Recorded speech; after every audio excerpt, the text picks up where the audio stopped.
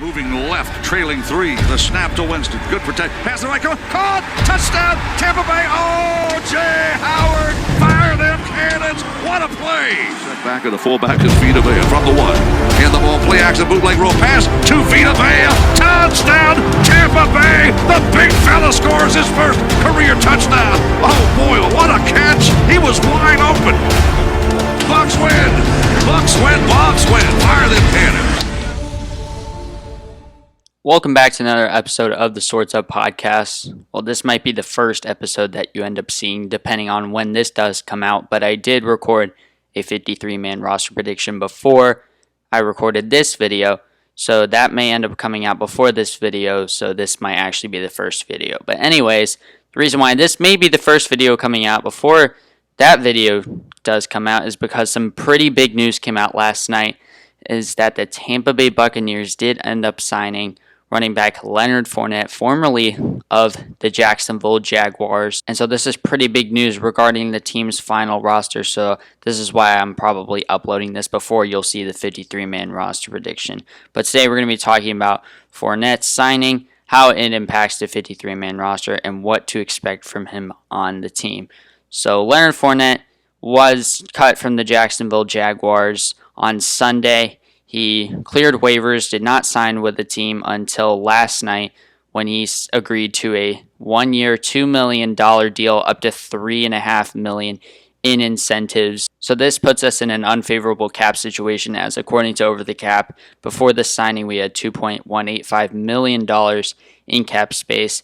So this deal right now does put us pretty short on cap space. So in order for us to balance out the cap space, we probably are going to have to make some cuts, but we'll get into that later. Just looking at what Leonard Fournette did last year, he had 265 carries for 1,152 yards and 3 touchdowns, averaging 4.5 yards per carry. And he also had 76 catches for 552 yards. Now, people consider this a down year for Leonard Fournette and say, oh, he wasn't really at the top of his game last year, but it was actually his best statistical season yet. And the second time he did rush for 1,000 yards in a season, the first being his rookie season in 2017 on that AFC Championship Jaguars team. The roster situation with running backs now. Bruce Arians said today that Ronald Jones will remain the starter, but last year he said that about Peyton Barber, and Ronald Jones ended up taking the job. So whether we can trust him or not remains to be seen. Regarding Ronald Jones, he said it's his job. He's got it. He's got to screw up to lose it, and I just don't see that happening. That is what Arians said in a press conference earlier today. So what this means is that Fournette may not start the season as our starting running back. But what we've got in him is a solid first and second down back. He'll probably be, I guess, according to Arians, what he thinks about Ronald Jones. Obviously, he thinks highly of him. So it'll probably be a rotational situation where Fournette and Ronald Jones probably, most likely, split carries. And then we have another running back as our third down back, and that'll probably be one of our other running backs on the roster, whether it be Dare Ogunbowale, third-round rookie Keyshawn Vaughn, LaShawn McCoy. We'll have to see. But because of this Fournette signing, this does put Dare, Shady, and seventh-round rookie Raymond Calais at risk of being cut from the team or sent to the practice squad. Obviously, if LaShawn McCoy is cut, he's not going to be sent to the practice squad. I don't think we're going to waste a practice squad space for him. Honestly, this will probably mean that we do add another running back to the roster. Maybe we'll replace one of those defensive tackles that I did mention in the 53-man roster prediction video.